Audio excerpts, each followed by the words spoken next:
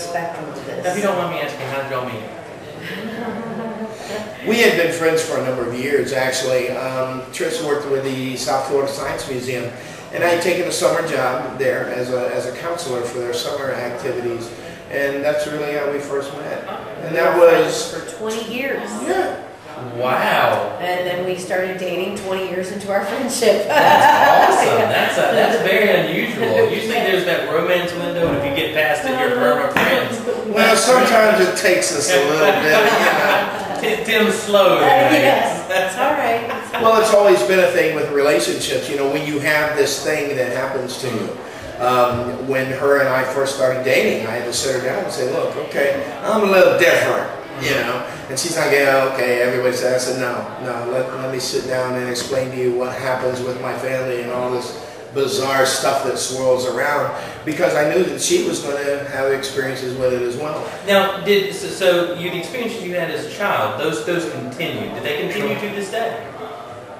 They have subsided substantially as a result of my personal growth and learning to empower myself with a lot of the tools that I've learned to use in this. There are reminders along the way, but it's significantly waned. I can put it that way.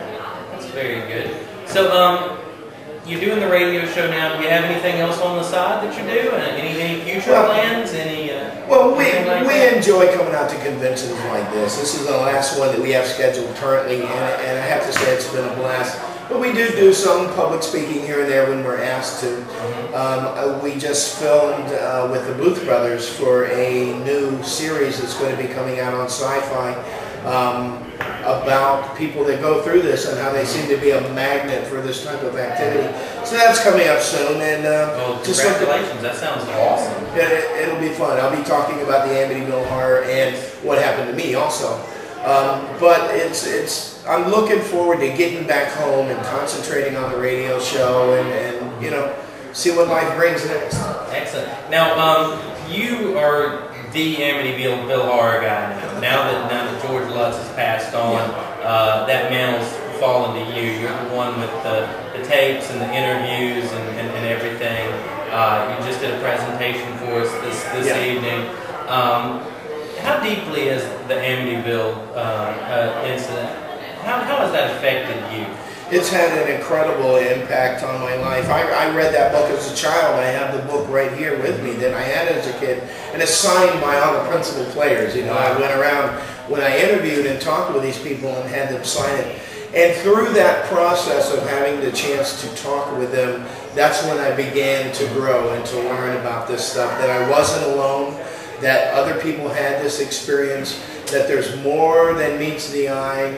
You know, everybody says this was a hoax, but why? You know, nobody can really answer that question. So I dug into those things to find out that not only was it probably not necessarily a hoax, it's probably one of the most well-documented cases in history. I mean, these folks took a lie detector test. Now, do you still have your website? Yes. It's Amityville Truth, is that? AmityvilleHorror.com and AmityvilleHorrorTruth.com. Okay, all right. And that pretty much lays out the story as George Lutz said it happened, right? Right. We were in the process of building this, and at the time, he was involved in lawsuits with Hollywood. And so a lot of the information on there kind of relates to that and to the movies and things, but there's tons of documents there and all sorts of information related to Amityville. Now, let me ask you this. You're not affiliated with a ghost hunting group. No. Right? Have you ever been? No. You're more into the research end and kind of like what I do with talking to other people about it. I don't know. I'm scared of ghosts. I want to talk to the people who investigate them. I don't know.